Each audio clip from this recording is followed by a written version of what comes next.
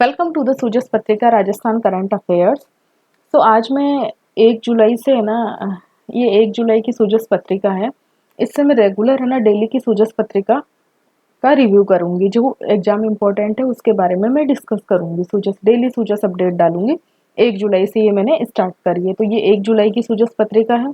तो इसी तरह के जो सूजस अपडेट के लिए है ना, आप चैनल को सब्सक्राइब कर सकते हैं, वीडियो को लाइक कर सकते हैं and share with your friends also. अब सूजस पत्रिका इम्पोर्टेंट क्यों है? क्योंकि है ना, जो टॉपिक्स है ना, जो चीज़ें सूजस में है ना डिस्कस करी जाती, उसी से रिगार्डिंग आज के टाइम में राजस्थान में जीके का पेपर बन रहा है। इसीलिए सूजस में क्या चीज़ें डिस्कस करी जा रही है और किस चीज़ पे हमें एम्फेसाइज करना है पढ़ने में, वो जानकारी हमें मिलती है सूजस से। इसीलिए डेली की सूजस काफ़ी इम्पोर्टेंट है अभी के टाइम में राजस्थान जीके के लिए, पेपर 1 के लिए। ठीक है,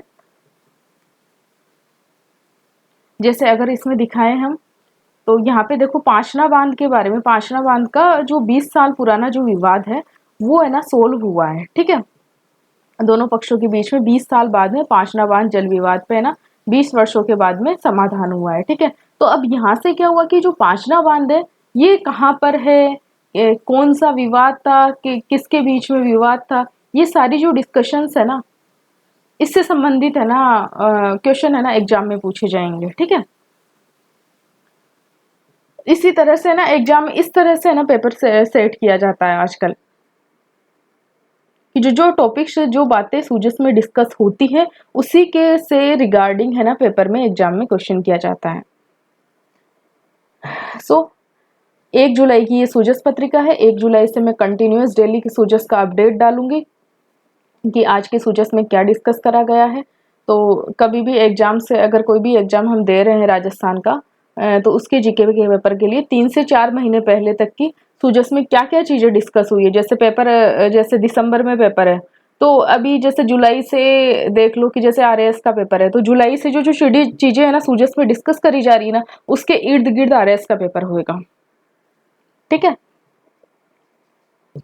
तो 29वां जो राष्ट्रीय ई गवर्नेंस सम्मेलन है, डिजिटल ने शासन को प्रभावी, पारदर्शी, उत्तरदायी और नागरिक केंद्रित बनाया। तो जो 29वां है ना राष्ट्रीय ई गवर्नेंस सम्मेलन का आयोजन हुआ है हाल ही में।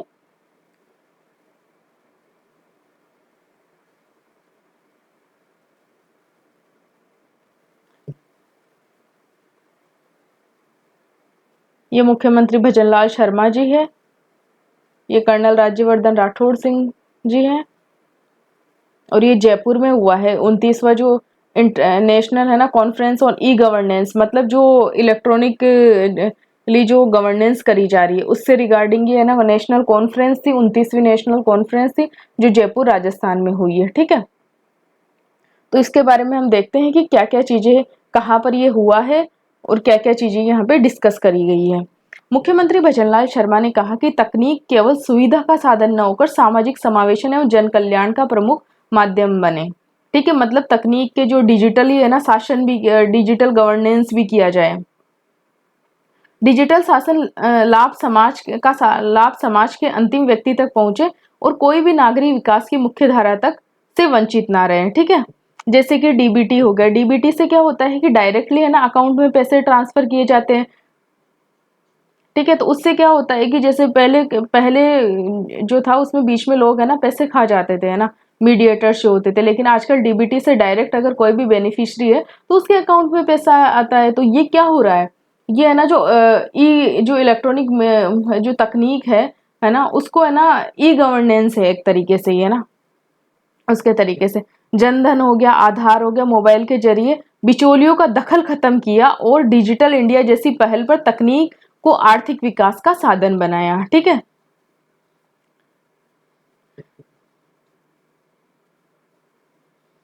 मुख्यमंत्री बुधवार को राजस्थान इंटरनेशनल सेंटर में 2 दिवसीय 29वें राष्ट्रीय ई गवर्नेंस सम्मेलन के उद्घाटन समारोह को संबोधित कर रहे थे। मतलब ये जो 29वां जो ई गवर्नेंस जो कॉन्फ्रेंस थी, जो सम्मेलन था, वो कितने दिन का था? 2 दिन का था, और ये 1 और 2 जुलाई को हुआ था। कब कब हुआ था? 1 और 2 जुलाई को। देखो यहाँ पे जुलाई थोड़ा सा यहाँ पे लिखा हुआ, 1 और 2 जुलाई को ये हुआ था। 1 और 2 जुलाई 2026 को हुआ था। कहाँ इसका आयोजन किया गया था? राजस्थान इंटरनेशनल सेंटर में आयोजन किया गया था। और उद्घाटन किसने किया था? मुख्यमंत्री जी ने किया था। इस दौरान उन्होंने कहा कि प्रधानमंत्री की मंशा है कि ई गवर्नेंस को आसान, प्रभावी और किफायती बनाया जाए। इस क्रम में यूपीआई आज लेन देन का एक जरिया बन चुका है। सभी ऑनलाइन पेमेंट करते हैं। अब यहाँ से है ना एक क्वेश्चन ये पूछा जा सकता है कि यूपीआई की फुल फॉर्म क्या है? Unified payment interface, I think, let me check. तो यूपीआई की फुल फॉर्म क्या है? यूनिफाइड पेमेंट इंटरफेस यूपीआई की फुल फॉर्म है। ये भी पूछा जा सकता है। एक जैसे 4 ऑप्शन बना के डालता है एग्जाम में, तो इस तरह से ऑप्शन डाल सकते हैं। शासन को अधिक पारदर्शी, प्रभावी, उत्तरदायी और नागरिक केंद्रित बनाने में एआई, डेटा विश्लेषण, डिजिटल ढांचा और साइबर सुरक्षा महत्वपूर्ण भूमिका निभा रही है। राजस्थान सरकार ने राजस्थान एआई एमएल पॉलिसी 2026 लागू करी गई है। इस पॉलिसी से रिलेटेड क्या क्या इस पॉलिसी में प्रावधान है, इसका वीडियो ऑलरेडी चैनल पे अवेलेबल है, आप चेक कर सकते हैं। कौन सी पॉलिसी है? Rajasthan AI ML policy 2026। इसके जरिए एआई के उपयोग से प्रशासन, शिक्षा, स्वास्थ्य, कृषि, उद्योग सहित विभिन्न क्षेत्रों में व्यापक कार्यों का आधार तैयार हुआ है। ठीक है। वहीं एवीजीसी फंड एक्सआर पॉलिसी लागू कर एनिमेशन, गेमिंग, विजुअल इफेक्ट्स और डिजिटल तकनीकों में युवाओं के लिए नए मार्ग है ना प्रशस्त हुए। तो यहाँ पे इसका भी ये पॉलिसी है ना, इसके बारे में भी पूछा जा सकता है। इसकी डेट के बारे में तो आरपीएससी फर्स्ट ग्रेड में पूछा भी गया था, ये कब लॉन्च करी गई थी? जनवरी में। राज्य सरकार ने एआई एवं क्वांटम कंप्यूटिंग मशीन की भी शुरुआत करी है ना, एआई और क्वांटम कंप्यूटिंग मशीन की भी शुरुआत करी है। मुख्यमंत्री ने विभिन्न ई गवर्नेंस पहलों के तहत Rajasthan language model training hackathon, स्वचालित नागरिक सेवा प्रदायकी मंच, स्मार्ट राजस्थान परियोजना, राजस्थान इनोवेशन चैलेंज, ई मित्र व्हाट्सएप सेवा का शुभारंभ किया गया है। अब किस किस चीज का शुभारंभ किया है, यहाँ पे ये इंपॉर्टेंट हो जाता है। किस किस का शुभारंभ किया गया है? Rajasthan language model training hackathon, Rajasthan language model training hackathon का है ना एक तो उद्घाटन किया गया है, Rajasthan language model training hackathon का। ठीक है, एक तो इसका उद्घाटन किया है। स्वचालित नागरिक सेवा प्रदायकी मंच स्मार्ट राजस्थान परियोजना, एक इसका उद्घाटन मतलब शुभारंभ किया गया है। राजस्थान इनोवेशन चैलेंज, एक इसका शुभारंभ किया गया है। और एक ई मित्र की जो व्हाट्सएप पे ई मित्र की सेवा है, इसका भी शुभारंभ इस 29वें जो नेशनल कॉन्फ्रेंस थी ई गवर्नेंस की, उसमें किया गया है। 1 से 2 जुलाई को हुई है ये कॉन्फ्रेंस। और कहाँ पे हुई? राजस्थान इंटरनेशनल सेंटर आरआईसी में ये कॉन्फ्रेंस हुई है। साथ ही digital Rajasthan coffee table book का, digital Rajasthan coffee table book, ये बुक है ना, डिजिटल राजस्थान कॉफी टेबल है ना, ये बुक है ना, इसका भी विमोचन किया है। ये भी इंपॉर्टेंट हो जाता है। Digital Rajasthan coffee table book है, इसका भी विमोचन इसी अवसर पे किया गया है। इससे पहले उन्होंने आरआईसी में तकनीकी सेवाओं पर आधारित प्रदर्शनी का उद्घाटन, मतलब जो भी टेक्निक पे बेस्ड जो सर्विसेज है उसके पे जो प्रदर्शनी थी है ना, कि जैसे आज हम टेक्निक का यूज करके, तकनीक का यूज करके क्या क्या हम कर सकते हैं, तकनीक हमें क्या क्या सेवाएं दे रही है, उसका एक प्रदर्शनी के माध्यम से वहां पे प्रदर्शन किया गया था। कर स्टॉल्स पर ई गवर्नेंस नवाचारों की जानकारी ली गई थी है ना, स्टॉल्स पे ई गवर्नेंस जो नवाचार है, इनोवेशन से, उनकी जानकारी भी इन्होंने ली थी। ठीक है। राजस्थान देश के अग्रणी स्टार्टअप राज्यों में तेजी से उभर रहा है। मतलब जो नए नए स्टार्टअप्स है, उन जो भारत के जिन राज्यों में नए नए स्टार्टअप्स आ रहे हैं, उनमें राजस्थान भी अपनी कहीं ना कहीं अपनी पोजीशन होल्ड करने की कोशिश कर रहा है। मुख्यमंत्री ने कहा कि राजस्थान देश के अग्रणी जो स्टार्टअप राज्यों में तेजी से उभर रहा है। ठीक है। पिछले 2 वर्षों में यह स्टार्टअप की संख्या 4000 से बढ़कर 8500 से अधिक हो गई है। कितने हो गए पहले 2 वर्षों में? लास्ट 2 सालों में, ये स्टेटमेंट इंपॉर्टेंट है, यहां से क्वेश्चन पूछ सकता है कि लास्ट के जो 2 साल है उनमें है ना, पहले स्टार्टअप कितने थे? 4 थे, और 2 सालों में बढ़कर कितने हो गए? लगभग 8500 से अधिक स्टार्टअप यहाँ पे हो गए हैं। वही निवेश 250 करोड़ रुपए से बढ़कर 1000 करोड़ रुपए, जो निवेश था ना वो 250 करोड़ रुपए से बढ़कर कितना हो गया? 1000 करोड़ रुपए। और रोजगार सर्जन का अगर आंकड़ा देखा जाए तो पहले 22,000 से बढ़कर के लास्ट 2 साल में 47,000 हो गया है। इन्वेस्टमेंट जहां पे 250 करोड़ का था वो बढ़कर कितना हो गया? 1000 करोड़ हो गया है। और जो 22,000 लोगों को जो स्टार्टअप से नौकरी मिल रही थी, वहीं अब है ना 47,000 लोगों को है ना नए स्टार्टअप से उनको नौकरी रोजगार मिल रहा है। राज्य सरकार ने नवाचार को प्रोत्साहन देने के लिए प्रदेश में 9 इंक्यूबेशन सेंटर और 65 लॉन्च पैड स्थापित किए हैं। ये भी इंपॉर्टेंट है। कितने 9 जो नए इनोवेशन है, नवाचार है, इनोवेशन है, उनको है ना प्रमोट करने के लिए, उन्हें मोटिवेट करने के लिए 9 इंक्यूबेशन सेंटर और 65 लॉन्च पैड स्थापित किए। 9 इंक्यूबेशन सेंटर स्थापित किए हैं और 65 लॉन्च पैड स्थापित किए, तो ये भी इंपॉर्टेंट है। आई स्टार्ट कार्यक्रम के माध्यम से हजारों युवाओं को उद्यमिता से जोड़ा गया है। जो आई स्टार्ट कार्यक्रम है उसके तहत है ना जो हजारों युवाओं को ना उद्यमिता से जोड़ा गया है, तथा स्टार्टअप को वित्तीय जो है ना जो नए नए स्टार्टअप है उन्हें फाइनेंशियल सपोर्ट भी गवर्नमेंट दे रही है। सूचना प्रौद्योगिकी जो कर्नल राज्यवर्धन सिंह जो राठौड़ जी हैं, जो सूचना प्रौद्योगिकी एवं संचार मंत्री है राजस्थान के, ठीक है, कर्नल राज्यवर्धन सिंह राठौड़। तो ये भी इंपॉर्टेंट है कि हमारे सूचना प्रौद्योगिकी एवं संचार मंत्री कौन है, तो कर्नल राज्यवर्धन सिंह राठौड़ है। ने कहा कि governance, e governance, AI in governance है ना, गवर्नेंस एक ई गवर्नेंस हो गई और एक एआई इन गवर्नेंस, ठीक है। सेम तेजी से सेवा, तेज सेवा, ज्यादा सेवा और बेहतर सेवा जैसे 3 प्रमुख सर्विसेज मिलती हैं। भाई फास्ट सर्विस मिलेगी, ज्यादा हेल्प कर पाएंगे एंड बेहतर सेवा मिलेगी। प्रधानमंत्री नरेंद्र मोदी के नेतृत्व में 2014 में जेम ट्रिनिटी को शुरू किया गया है ना।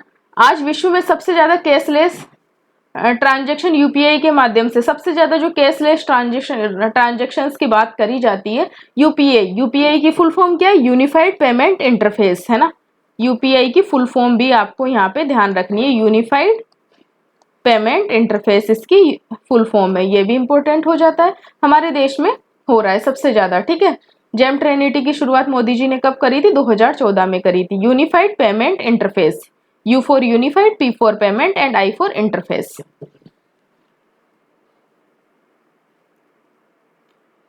तो ये था ऑल अबाउट द जो 29th नेशनल ई गवर्नेंस जो कॉन्फ्रेंस थी 1 से 2 जुलाई को हुई है ये, और कहाँ पे हुई है, 1 से 2 जुलाई 2026 को हुई है। राजस्थान इंटरनेशनल जो सेंटर है वहां पे ये हुई है जयपुर में,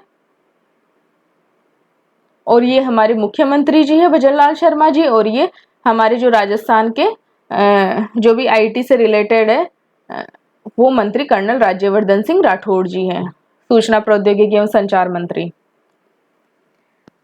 नेक्स्ट इंपॉर्टेंट फैक्ट जो 1 जुलाई की सूजस पत्रिका में डिस्कस किया गया है वो है राजस्थान संपर्क जन अभियोग निवारण का प्रभावी मंच।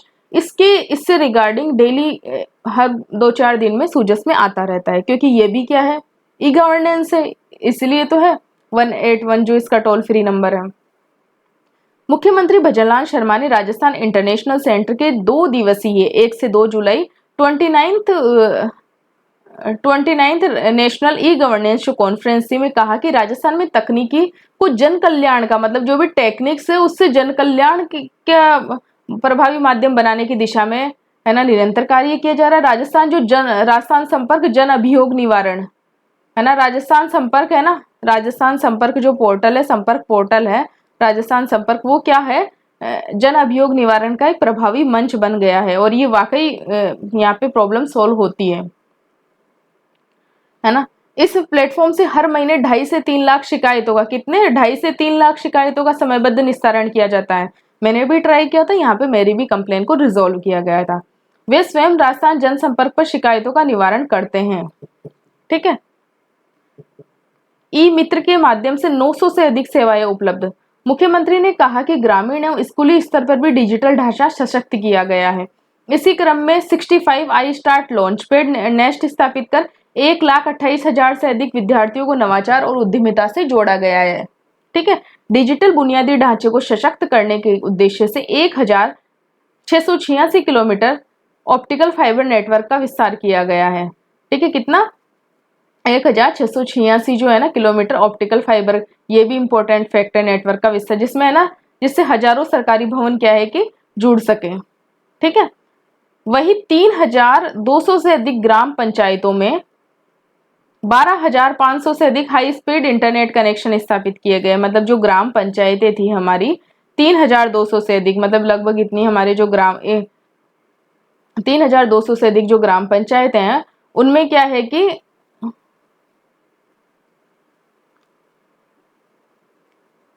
12,500 से ज्यादा है ना internet connections, high speed internet connections भी स्थापित किए गए हैं। राजस्थान में 79,000 से अधिक ई मित्र कियोस्कों के माध्यम से 900 से अधिक सेवाएं, मतलब राजस्थान में अगर ई मित्र की संख्या पूछी जाए तो वो कितनी है, 79,000 ई मित्र कियोस्क हैं।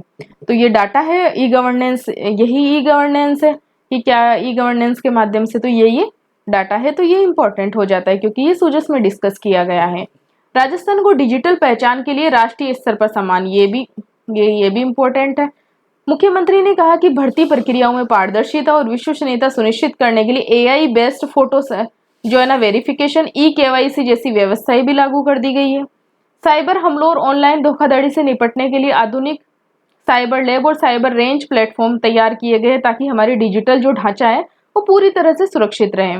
नागरिकों की सुरक्षा के दृष्टिगत सार्वजनिक स्थानों और शैक्षणिक संस्थानों में 25,000 से अधिक कैमरे लगाए गए हैं।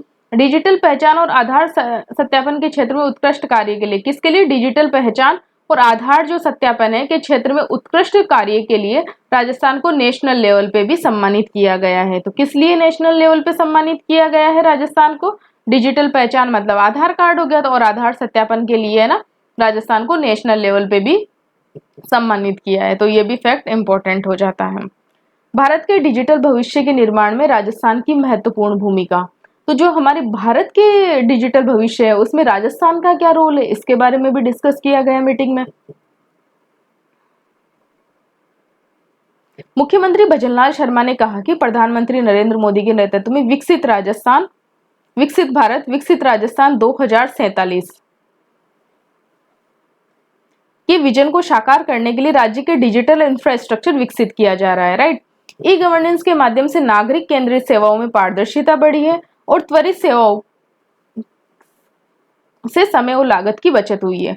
मुख्यमंत्री ने वेडनेसडे मतलब 1 जुलाई को 29वें राष्ट्रीय ई गवर्नेंस सम्मेलन के बाद राउंड टेबल वार्ता में उद्योग प्रतिनिधियों से संवाद किया है। जो उद्योग प्रतिनिधि थे ना, जो मतलब बिजनेसमैन है ना, उनसे है ना इन्होंने कॉन्फ्रेंस करी है, मीटिंग करी है, ठीक है। इस दौरान उन्होंने कहा कि राजस्थान केवल पर्यटन और विरासत का ही प्रदेश नहीं बल्कि भारत के डिजिटल भविष्य के निर्माण में महत्वपूर्ण भूमिका निभाने वाला राज्य बन रहा है। ये नहीं है कि राजस्थान में ओनली पर्यटन है या राजस्थान की विरासत है, अब राजस्थान डिजिटली भी इंडिया का जो डिजिटल इंडिया बनने जा रहा है उसके भारत के डिजिटल भविष्य के निर्माण में भी राजस्थान का इंपॉर्टेंट रोल रहेगा। आई स्टार्ट के माध्यम से प्रदेश में 8,700 से अधिक स्टार्टअप विकसित हुए हैं। कितने, लगभग 8,500 वगैरह था, पहले 4,000 था और गत 2 सालों में ये 8,500 तक ये डेटा हो गया है। तो किसके माध्यम से, आई स्टार्ट है उसके माध्यम से लगभग 8,700 स्टार्टअप्स विकसित हुए। इनमें 1,000 करोड़ से रुपए से अधिक का निवेश हुआ है, मतलब लगभग 1,000 करोड़ रुपए से अधिक का निवेश हुआ है। जो पहले है ना 250 करोड़ था, गत 2 सालों में वो बढ़कर कितना हो गया है, 1,000 करोड़ रुपए तक का हो गया। ये डेटा ऊपर दिया हुआ था, पहले डिस्कस किया। 48,000 से अधिक, लगभग पहले कितना था, 27,000 लोगों को रोजगार था। देखो यहाँ पे डिस्कस किया, लगभग पहले 22,000 लोगों को रोजगार था और अब बढ़कर रोजगार कितनों का हो गया, इन जो नए स्टार्टअप्स लगे उनमें लगभग 48,000 लोगों को रोजगार मिल रहा है। तो ये फैक्ट इंपॉर्टेंट हो जाते हैं। हमारा उद्देश्य युवाओं की प्रतिभा को नवाचार, रिसर्च एवं उद्यमिता से जोड़कर वैश्विक अवसर उपलब्ध करवाना है। एआई एक्सीलेंसी सेंटर के माध्यम से उद्योग, स्टार्टअप, शिक्षण संस्थान तथा सरकार के बीच नवाचार आधारित साझेदारी को मजबूत किया जाएगा। एसटीटी जीडीसी जैसी वैश्विक कंपनी ने, ये एक वैश्विक कंपनी है एसटीटी जीडीसी, ये भी इंपॉर्टेंट है। वैश्विक कंपनी ने जयपुर में एआई रेडी डेटा सेंटर स्थापित किया है। कौन सी कंपनी ने, एसटीटी जेडीसी नाम की जो एक इंटरनेशनल कंपनी है उसने जयपुर में एआई रेडी डेटा सेंटर स्थापित किया है। ये फैक्ट इंपॉर्टेंट हो जाता है, ठीक है। इनमें एसटीटी जीडीसी, एचजी एकाया, नायो बोल्ट, जूटूडियम जैसी कंपनियां शामिल है, ठीक है। हमारी सरकार बिजली, भूमि उपलब्धता, सिंगल विंडो क्लियरेंस तथा उद्योग अनुकूल नीतियों के माध्यम से राजस्थान को भारत का पसंदीदा एआई एंड डेटा सेंटर निवेश गंतव्य बनाने के लिए प्रतिबद्ध है। ठीक है। मतलब ईजी से अगर कोई भी अगर एआई से रिलेटेड अगर कुछ भी यहाँ पे बिजनेस करना चाहता है, कोई कंपनी लगाना चाहता है, अपना सेंटर बनाना चाहता है, कोई इंटरनेशनल कंपनी है, तो उसको मतलब कोई भी अपना बिजनेसमैन अगर करना चाहता है कोई भी कंपनी, तो उसे मतलब इजी गोइंग, ज़्यादा उसे ना उलझा के परेशान ना करके कि हाँ भाई आप करना चाहते हो यहाँ पे तो आप कर सकते हो, उसे फैसिलिटीज दे रखी है, पॉलिसीज ला रही है। Rajasthan AI data centre, GCC, drone तथा जियो स्पेशल क्षेत्रों में देश की सबसे प्रगतिशील नीतियों पर कार्य कर रही है। ग्रीन एनर्जी की उपलब्धता, कम परिचालन लागत तथा पारदर्शी एवं उद्योग अनुकूल प्रशासन हमारी प्रतिस्पर्धात्मक शक्तियां हैं। ठीक है। उद्यमियों से उन्होंने आह्वान किया कि वे राजस्थान में केवल निवेश का केंद्र नहीं बल्कि रिसर्च, इनोवेशंस, रोजगार सृजन और भविष्य की तकनीकों के विकास की साझेदार बनाए। मतलब ये नहीं है कि ओनली है ना इन्वेस्टमेंट ही करके चले जाए जो यहाँ पे है उसी बिजनेस में, वो अपना भी कुछ रिसर्च कर सकते हैं, इनोवेशंस कर सकते हैं, रोजगार सृजन का अगर उन्हें कोई कुछ स्कोप दिख रहा है तो उसमें भी वो अपनी भागीदारी कर सकते हैं। राज्य में डेटा सेंटर क्षेत्र में 43,000 करोड़ रुपए से अधिक के निवेश प्रस्ताव हुए हैं। डेटा सेंटर जो क्षेत्र है उसमें 43,000 करोड़ रुपए से अधिक के निवेश प्रस्ताव प्राप्त हुए। राजस्थान को एआई एवं डेटा सेंटर निवेश का पसंदीदा स्थान बनाएंगे। स्टार्टअप प्रोत्साहन के लिए सरकारी खरीद प्रक्रिया में अनुभव तथा न्यूनतम टर्नओवर बाधाएं समाप्त की गई। मतलब क्या क्या स्टार्टअप प्रोत्साहन के लिए सरकारी खरीद प्रक्रिया में अनुभव, मतलब एक्सपीरियंस होना चाहिए है ना उसको, और है ना न्यूनतम टर्नओवर, जैसे है ना बाई मिनिमम इतना टर्नओवर तो होना ही चाहिए कंपनी का, तो वो कुछ है ना मतलब जैसे है ना अगर उन सब बाधाओं को समाप्त किया गया है।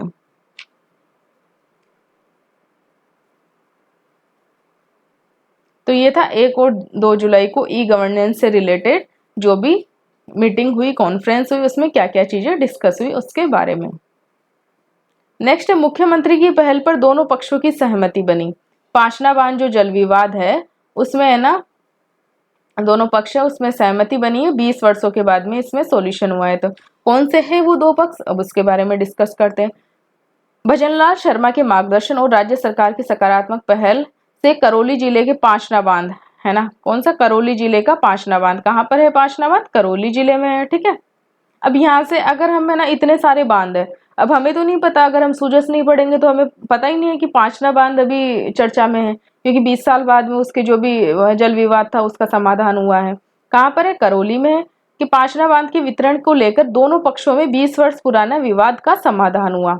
जयपुर के शिक्षा संकुल में ये मीटिंग हुई थी। हुई समझौता वार्ता के दौरान ग्रामीण विकास मंत्री कौन है, किरोड़ी लाल मीणा है। जल संसाधन मंत्री कौन है, सुरेश सिंह रावत है।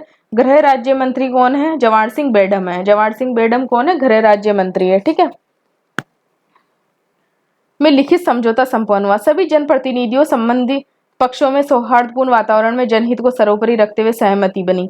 गृह राज्य मंत्री जो जवाहर सिंह बेडम है ने राज्य की इस पहल पर का स्वागत करते हुए सभी पक्षों से नहरों में जल प्रवाह शीघ्र प्रारंभ किए जाने का आग्रह किया गया। डॉक्टर किरोड़ीलाल मीणा ने 2 दशक पुराने 20 साल पुराना इस विवाद को सुलझाने पर सीएम भजनलाल शर्मा जी को धन्यवाद ज्ञापित किया तथा उपस्थित किसानों आपसी सहयोग, समन्वय और सौहार्द बनाए रखने के लिए धन्यवाद दिया। अतिरिक्त मुख्य सचिव जल संसाधन विभाग राजस्थान जयपुर अभय कुमार, चलो इतना तो ये अधिकारियों के नाम है, ये तो इम्पोर्टेंट नहीं है। जिला कलेक्टर करौली एवं सवाई माधोपुर, मतलब ये विवाद का किन किन के बीच में था, करौली और दो जिला कलेक्टर कहाँ कहाँ के प्रेजेंट थे, करौली और सवाई माधोपुर। तो ये पांचना बांध का जो विवाद था ये है करौली और सवाई माधोपुर जिले का था। इस अवसर पर गुडला संघर्ष समिति, ग्रामोत्थान संस्था, गंभीर नदी जल बचाओ समिति के प्रतिनिधियों भी 2 दशक पुरानी ये भी इन्होंने आभार व्यक्त किया। तो ये इंपॉर्टेंट नहीं है।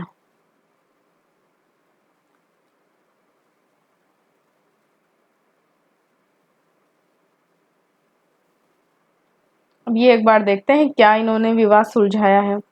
जल संसाधन मंत्री कौन है, सुरेश सिंह रावत है। ठीक है। होम मिनिस्टर कौन है राजस्थान के, जवाहर सिंह बेडम है। ने मुख्यमंत्री का राज्य आभार प्रकट करते हुए कहा कि उनकी सकारात्मक सोच के चलते दोनों पक्षों में कम्युनिकेशन के बाद में सहमति बन गई। राज्य सरकार ने दोनों पक्षों की जायज मांग को मान ली है। साथ ही बांध का पानी छोड़े जाने को लेकर 7 दिन के भीतर ही विभाग तारीख तय करेगा, मतलब अभी डेट डिसाइड नहीं करी है 1 जुलाई तक, वो विद इन 7 डेज डिसाइड कर लेंगे। अब नहरी तंत्र का तकनीकी आकलन करते हुए इसकी टेस्टिंग के लिए जल प्रवाह शीघ्र प्रारंभ किया जाएगा। दोनों पक्षों द्वारा सिंचाई क्षेत्र को विकसित करने, कमांड क्षेत्र के भीतर लिफ्ट योजना के माध्यम से सिंचाई तंत्र को सुदृढ़ करने की मांग को लेकर शीघ्र कार्य शुरू करने का आश्वासन दिया गया है।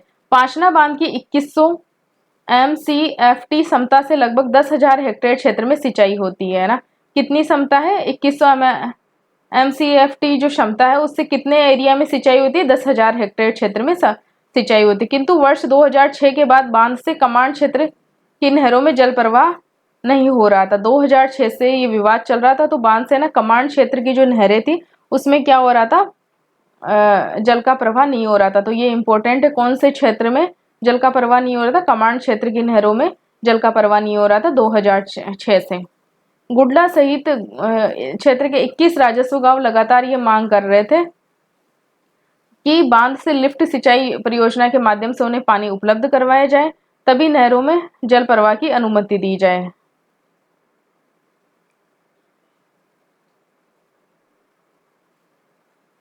बीस वर्ष से चली आ रही इस मांग को पूरा करने के लिए अभी तक कोई भी गंभीर प्रयास नहीं करे गए थे, लेकिन इन्होंने प्रयास किया तो ये करौली और सवाई माधोपुर के बीच में जो विवाद था वो सुलझ गया।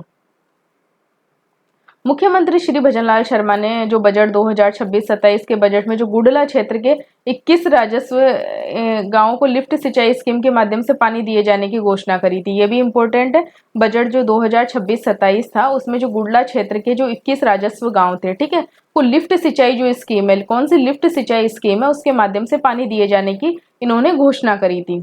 ठीक है, लिफ्ट सिंचाई स्कीम के तहत इन्होंने 21 राजस्व गांवों को पानी देने की घोषणा करी थी। इस बजट घोषणा में क्षेत्र में सकारात्मक माहौल बना था। इसके बाद नहरों की मरम्मत के लिए 11.5 करोड़ रुपए की लागत से कार्य प्रारंभ किए गए, जो अब पूरा होने वाले हैं। तो यहाँ पे यही मांग रखी गई थी कि गुडला सहित जो क्षेत्र के 21 राजस्व गांव लगातार पानी की मांग कर रहे थे कि बांध से लिफ्ट सिंचाई के माध्यम से उन्हें पानी उपलब्ध कराया जाए, तभी नहरों में ना जल प्रवाह की अनुमति दी जाए। तो ये दोनों ही इन्होंने ये चीजें कर ली। तो ये इम्पोर्टेंट है, बजट में क्या घोषणा हुई थी, और 2006 से पानी बंद था, 20 साल इस विवाद को सुलझाने में लगे। कमांड क्षेत्र की नहरों में ये पानी बंद था जो 2006 से, और जो पांचना बांध करौली में है उससे है ना 2100 MFST की उसकी क्षमता, उससे 10,000 हेक्टेयर क्षेत्र में कृषि करी जा सकती है। हमारे राजस्थान होम मिनिस्टर कौन है? जवाहर सिंह बेड़म है। जल संसाधन मंत्री सुरेश सिंह रावत है, और जो ग्रामीण विकास मंत्री कौन है? डॉक्टर किरोड़ी लाल मीणा जी हैं। नेक्स्ट, वित्त शासन सचिव ने राजस्थान संपर्क पोर्टल 181 का निरीक्षण किया। मतलब जो वित्त सचिव शासन सचिव है, ये वित्त शासन सचिव है, इन्होंने जो राजस्थान संपर्क पोर्टल है उसका है ना इन्होंने निरीक्षण किया। जीएसटी, स्टाम्प वेंडर लाइसेंस, नवीनीकरण या वित्तीय रिफंड से जुड़े मामलों की प्रक्रियाओं को सरलीकरण के इन्होंने निर्देश दिए। राज्य सरकार द्वारा आमजन को त्वरित राहत प्रदान करने और लोक सेवाओं को पूरी संवेदनशीलता के साथ अंतिम छोर तक पहुंचाने के लिए संकल्प के तहत वित्त विभाग के सचिव कुमार पाल गौतम ने राजस्थान संपर्क पोर्टल, ये 181 नंबर, ये इंपॉर्टेंट है, टोल फ्री नंबर, इस पर सचिव कुमार पाल गौतम ने आबकारी, पंजीयन एवं मुद्रांक, वाणिज्यिक कर विभाग से जुड़े मामलों की समीक्षा करी एवं अधिकारियों को गुणवत्तापूर्ण निस्तारण के लिए आवश्यक निर्देश दिए। देखो, अगर 181 से अगर रिलेटेड अगर कोई भी खबर आती है, डेली आती है राजस्थान संपर्क पोर्टल के बारे में, तो इससे रिलेटेड सिर्फ एक रीड आउट लेना है, ज़्यादा इस पर ध्यान नहीं देना है, क्योंकि इसका डेली न्यूज आती है। अधिकारी को उन्होंने निर्देश दिए कि जीएसटी, कर निर्धारण, स्टाम्प वेंडर्स के लाइसेंस, नवीनीकरण हो गया, लंबित वित्तीय फंड रिफंड से जुड़े मामलों में प्रक्रियाओं को सरलीकरण करने, आबकारी मामलों जैसे कि नियमों के उल्लंघन या अधिक मूल्य वसूली के शिकायतों पर अधिकारियों के नियमानुसार निस्तारित करने के निर्देश प्रदान किए। अभी ये इतना इम्पोर्टेंट नहीं है, थोड़ा सा, लेकिन एग्जाम में तो इस टाइप के क्वेश्चन आते ही है, तो देख लेते। ये सेवा शिविर लगे थे, वर्षों पुरानी समस्याओं का मौके पर समाधान हुआ। कहाँ पर हुआ? ग्राम पंचायत शाहपुरा में आयोजित जो ग्रामीण सेवा शिविर थे, अभी जो हाल ही में लगे थे ग्रामीण सेवा शिविर 2026 के, तो किन किन से संबंधित इन्होंने ये विभिन्न जगहों की है तस्वीरें, जैसे कि ब्यावर में है, खेड़तल तिजारा की है, बूंदी की है, श्रीगंगानगर की है, राजसमंद की है। तो ग्रामीण सेवा शिविर जो अभी चल रहे थे, तो मतलब सारे वहाँ पे कलेक्टर जो भी है ना, तहसीलदार वगैरह बैठते थे, तो वहाँ पे वो त्वरित जो भी डॉक्यूमेंटेशन से रिलेटेड काम है वो एक जगह शिविर में कर देते थे। 121 परिवादों पर तुरंत कार्रवाई के निर्देश, कई मामलों पर मौके पर हुई समाधान हुआ। शिक्षा मंत्री ने ऑनलाइन विशेष जनसुनवाई में ग्रामीणों की समस्याएं सुनी।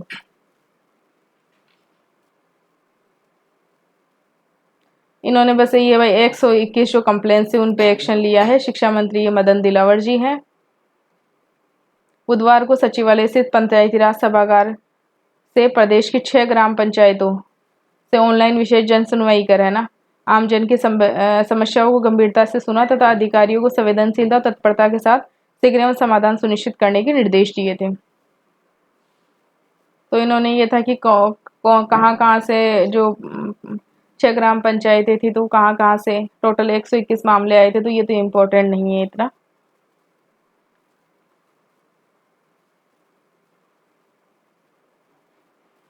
ये इम्पोर्टेंट है। गौतम नगर, जो जयपुर में गौतम नगर है, आंगनबाड़ी केंद्र में शासन सचिव जो पूनम ने ना खिलौना बैंक का शुभारंभ किया है। ठीक है। प्रवेशोत्सव के दौरान नव प्रवेशित बच्चों का तिलक लगाकर स्वागत किया, प्रवेश किट वितरित किए। उन्होंने बच्चों के साथ के जो एक्टिविटी बेस्ड या जो लर्निंग है, खेल आधारित जो लर्निंग है में भाग लेते हुए खिलौने, पेंटिंग किट व मिठाइयाँ बांटी बच्चों को। इस अवसर पर अभिभावकों से संवाद करके बच्चों के गुणवत्तापूर्ण शाला पूर्व शिक्षा है ना, जो आंगनवाड़ी है, कार्यक्रम के तहत वृक्षारोपण भी किया। प्रदेश भर में आंगनवाड़ी केंद्रों पर खिलौना बैंक, प्रवेशोत्सव, वृक्षारोपण कार्यक्रम आयोजित किए गए हैं ना। ये हर आंगनवाड़ी में आयोजित किए गए थे। खिलौना बैंक और प्रवेशोत्सव, वृक्षारोपण, ये कार्यक्रम हर आंगनवाड़ी में आयोजित किए करे गए थे। तो यहाँ पे जो इम्पोर्टेंट है और जो सूजस क्विज है उसके लिए हम शॉर्ट्स अलग से डालते हैं, तो आप वो अलग से देख सकते हैं। यहाँ हम सूजस क्विज डिस्कस नहीं करेंगे। तो यहाँ पे जो इम्पोर्टेंट है वो है राजस्थान का जो ये जो 29th नेशनल कॉन्फ्रेंस हुई है ई गवर्नेंस पे, वो इम्पोर्टेंट है। यहाँ से 1 से 2 जुलाई इसकी डेट है। क्या क्या चीज़ें इसमें डिस्कस हुई, ये सारी चीज़ें इंपॉर्टेंट है। यहाँ से इस वाले पेज से कहीं से भी क्वेश्चन बन सकता है एग्जाम में, और अलग अलग एग्जाम में इसके हर टॉपिक से क्वेश्चन बनेगा। अलग अलग क्वेश्चन एक ही टॉपिक से, मतलब अलग अलग फैक्ट पूछ लिए जाएंगे, और यहाँ से क्वेश्चन जरूर बनेगा नेक्स्ट 6 महीने में। So thank you so much for watching this video and please इसी तरह के डेली सूजस के अपडेट के लिए, सूजस एनालिसिस के लिए प्लीज चैनल को सब्सक्राइब करें एंड वीडियो को लाइक करें।